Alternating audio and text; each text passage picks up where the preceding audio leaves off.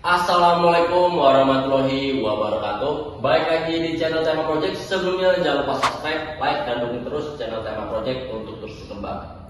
Di video kali ini gua mau ngebahas penyakit-penyakit untuk part-part dari motor Satria FU. Lebih tepatnya untuk di bagian mesin.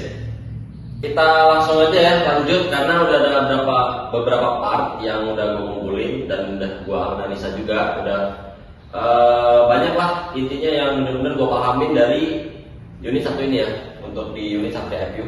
Oke, langsung aja simak videonya sampai habis. Nah, jadi ini yang part-part yang udah gue kumpulin, ini yang bener-bener paling sering rusak ya. Selama gue sering nih bongkar FU, rata-rata yang paling sering rusak ini ya bagian-bagian ini untuk bagian mesin. Ini kutip ya, dikutip untuk mesin yang masih standar ya, yang belum ada rubahan, body porting dari Noken As dan yang lain-lain itu belum ada rubahan ya. Oke, lanjut untuk satu persatu. Langsung aja untuk ke bagian blok. Ini untuk pembahasan singkat aja ya. Untuk pembagian untuk bagian blok. Bagian blok ini sering banget ya mengalami gentong seperti ini ya, aus seperti ini. Dia ciri-cirinya kalau digeret pakai kuku atau pakai jari itu ada kayak pembatas di sini. Biasanya itu penyebabnya karena kurangnya ya perhatian untuk oli atau untuk pergantian oli atau untuk servis rutin oli. Ya bisa dilihat seperti ini ya. Ini contohnya seperti ini. Nah, penyebabnya untuk efeknya yang benar-benar fatal untuk bloknya sudah seperti ini, itu adanya penurunan kompresi ya, penurunan kompresi untuk bagian bloknya ya, karena untuk celah ring seher itu sudah tidak rapat lagi ya, sudah tidak rapat. Itu bisa mengakibatkan ya bocor kompresi.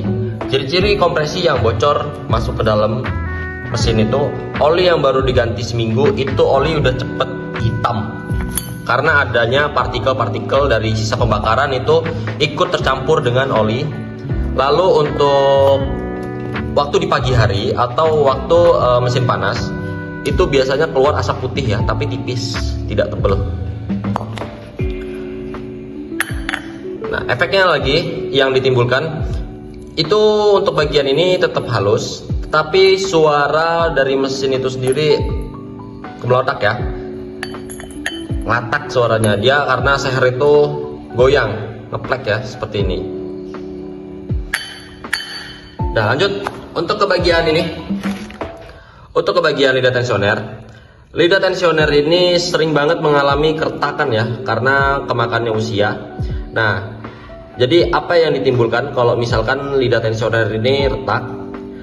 Hal yang ditimbulkan untuk lidah tensioner ini biasanya suara dari sentrik ya, suara ngelecek, dan itu juga bisa berakibat fatal karena biasanya kalau udah retak itu dengan kita paksa pakai itu bisa buat ini nih pecah ya, pecah lalu pecahannya masuk ke dalam mesin. Nah, itu mungkin bisa menimbulkan kerusakan atau ya beberapa penyakit lainnya ya. Jadi harus diperhatikan juga untuk bagian ini. Ini baru ya, sebenarnya ini baru tapi ini untuk contoh aja. Lalu kita lanjut untuk ke bagian nih, cangkang Noken As. Untuk cangkang Noken As itu sering banget bagian dudukan ini ya, sering banget kemakan atau aus karena ya kurangnya pemerhatian atau pergantian oli dan filter oli. Nah, filter oli juga tuh penting tuh, filter oli untuk Satria F. Nah, filter oli itu di bagian sini. Jadi sirkulasinya oli itu sebelum naik ke bagian atas ya, untuk ke bagian head itu disaring dulu ya, atau difilter dulu oli itu. Jadi kalau misalkan filter oli itu jarang diganti, jadi ada geram-geraman yang sudah menumpuk yang alhasil menyumbat ya, menyumbat pori-pori dari filter oli itu. Lalu oli itu bakal susah ya susah naik ke atasnya. Nah, itu yang biasanya menyebabkan ini sering banget kemakan ya atau aus. Nah, suara yang ditimbulkan dari ini itu ketika kita udah setel sim-siman atau sim-siman masih sesuai dengan standarnya atau ukuran standar, itu tuh masih ada suara ngelitik ya, ada suara ngelitik waktu di gas gede atau di RPM tinggi, karena dia bagian open asnya itu dia oblak ya, oblak untuk settingan sim-simannya, jadi nggak presisi lagi. Lalu lanjut ke bagian magnet. Untuk bagian magnet ini sebenarnya tidak pernah mengalami masalah ya, tidak pernah mengalami masalah untuk bagian magnetnya. Tapi untuk bagian one way-nya dan untuk bagian baut ya, baut pengikat one way ini sering banget ya bermasalah. Bautnya lepas, tiba-tiba spool itu kegulung, hancur spoolnya. Nah ini bekasnya, contohnya yang baut ya, baut lepas nih, seperti ini nih, dia kegulung. Dan one way juga itu sering banget ya. Jadi kan ini posisi seperti ini nih. One way yang di dalam sini itu untuk penggerak starter ya, penghubung dari gear starter menuju ke magnet. Nah itu sering banget pecah. Ciri-cirinya itu suaranya bletok ya, kalau waktu kita starter apa waktu kita matiin kontak motor tiba-tiba tok suaranya.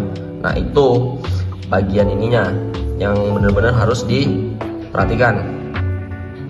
Kita lanjut lagi untuk ke bagian tonjokan tensioner atau otomatis tensioner ya, otomatis rantai genteng. Biasanya ini sering banget mengalami penurunan ya, penurunan untuk tekanan karena yang mungkin termakan usia atau pemakaian per klep racing biasanya. Karena untuk tekanan per klep racing itu sendiri itu lebih keras daripada per klep standar.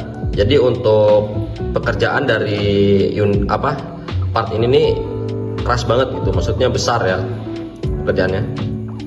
Itu biasanya sering banget untuk mengalami penurunan. Nah, efeknya yang ditimbulkan itu benar-benar fatal ya. Kalau kita biarkan terus untuk bagian ini, itu biasanya sentrik bisa loncat. Kalau sentrik udah loncat, itu bisa menghancurkan part-part lain ya. Dari klep, dari piston, dari yang lain-lain itu bisa hancur karena untuk gigi timing itu berubah total, atau mungkin bisa lepas ya sentriknya. Itu bahaya banget. Lanjut untuk ke bagian tapet sim dulu. Untuk bagian tapet sim ini sering banget juga ya kemakan karena ya kurangnya pelumasan atau pelumasan yang tidak sempurna. Ya balik lagi untuk di bagian atas itu kita bertumpunya dengan oli ya, oli dan filter oli. Ciri-cirinya yang udah ditimbulkan itu biasanya untuk sisinya itu tidak rata ya, tidak lurus rata, bisa dilihat ini agak melengkung ya. Jadi dia itu adanya dengan gaya gesek, dengan jangka waktu yang lama dia lama-lama goyang. Nah jadi kalau untuk tapet sim seperti ini yang udah kemakan atau sudah oblak, itu kita mau setting sim-siman yang rapet atau sesuai dengan standarnya Satria FPU, itu biasanya masih tetap bunyi ya, masih tetap bunyi ngelitik. Nah ini biasanya karena timbulkan suara ini yang sudah ya oblak. Lanjut untuk ke bagian open as. Untuk bagian open as itu sering juga di bagian ininya tuh kemakan ya, kemakan itu karenanya pelumasan yang tidak sempurna atau tidak merata, atau pelumasan yang kurang bagus, atau pelumasan juga yang kurang diperhatikan untuk jangka waktunya. Biasanya untuk suara yang ditimbulkan itu suaranya berisik ya, suara berisik. Karena untuk bagian tumpuan ini, tumpuan open as ini itu sudah mengalami penurunan ya untuk diameternya. Jadi untuk open as itu dioblak. Jadi mau setting sim-siman kayak manapun juga itu tetap ya susah suara halusnya karena open asnya ya sudah aus ya atau kemakan.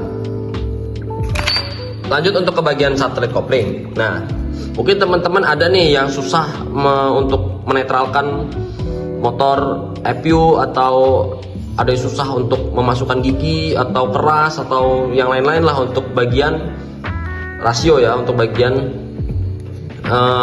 gigi intinya. Kalau biasanya nih untuk bagian ini nih yang sering rusak nih. Untuk bagian ini adalah tumpuan untuk bearing ya, untuk bearing stud kopling. Nah itu biasanya udah kemakan ya, udah tipis kemakan. Lalu untuk bagian satelit ini, dia untuk bibirnya ini udah kemakan seperti ini, sudah aus. Nah ini yang menyebabkan untuk sulit ya untuk perpindahan gigi. Dan ada juga faktor lain, itu biasanya karena kampas kopling yang udah mati. Kampas kopling yang udah mati itu yang sudah dia membatu ya, keras banget ya. Itu kampas kopling yang udah membatu kayak gitu tuh. Ini bisa menyebabkan nih seperti ini ya. Oke, jadi buat teman-teman user Satria App atau untuk FPU lovers, mungkin untuk mesin yang benar-benar masih dengan kapasitas standar, itu alangkah baiknya dirawat, alangkah baiknya juga diperhatikan untuk sistem pelumasan ya. Karena ini adalah beberapa part yang benar-benar sering rusak, sering banget ya mengalami keausan ya. Lakukanlah servis rutin ya, untuk dijadwalkan untuk secara pribadi ya, untuk jangkanya tidak terlalu lama. Ada juga untuk di bagian ini oil cooler. Nah untuk perawatan oil cooler itu juga harus sering-sering dibersihkan ya, atau sering-sering dirawat. Karena oil cooler itu dia waktu dari masuk dari ini, dia naik ke atas. Nah oli itu punya ini ya, kerak ya oli itu. Kalau lama nggak diganti itu lama-lama berkerak. Ya kayak contoh mesin itu dia udah lama tidak diganti oli, apa dia lama gitu ya, udah nggak pernah dibersihkan, itu biasanya berkerak. Nah begitupun oil cooler, karena ini jalur oli ya, oli naik sini. Nah ini biasanya berkerak, bisa menyumbat untuk ini jalur pendinginnya. Nah alhasil nanti oli tidak sempurna kesananya, maksudnya tidak sempurna untuk ini sirkulasinya. Nah itu juga bisa menyebabkan untuk bagian head, untuk bagian yang lain-lain itu bisa rusak karena ya untuk sistem pelumasannya tidak merata. Lalu ada juga ya untuk di bagian karbu, tapi ini karbunya udah gua ganti ya, tapi ini karbunya udah diganti. Karbu itu biasanya mengalami vakum karbu itu dia kaku. Dia kalau udah kaku, untuk gas-gasannya itu dia lambat banget. Naiknya juga lambat, tenaganya loyo. Lalu untuk turun gasnya juga itu biasanya lama. Nah itu untuk bagian karbu. Mungkin ya udah ya, cukup. Karena ini ya part-part standar yang bener-bener yang saya bahas, yang paling sering mengalami masalah ya, sering rusak. Nah, jadi itu seputar pembahasan untuk part yang benar-benar sering banget mengalami masalah untuk di unit Satria FPU. Nah, jadi lakukanlah untuk perawatan dan lakukanlah untuk pergantian oli secara rutin dan terjadwal. Nah, karena ada beberapa yang mengatakan itu mesin Suzuki dari Satria FPU itu sangatlah ringkih, atau mesin Suzuki Satria FPU itu kasar. Nah, itu yang menyebabkan seperti ini. Kalau misalkan mesin itu tetap dirawat dan diganti oli secara rutin, itu part tetap awet, tetap aman. Mungkin sekian ya dari tema project untuk pembahasan part FPU, maksudnya part mesin FPU yang sering rusak, itu yang di luar faktor lain ya.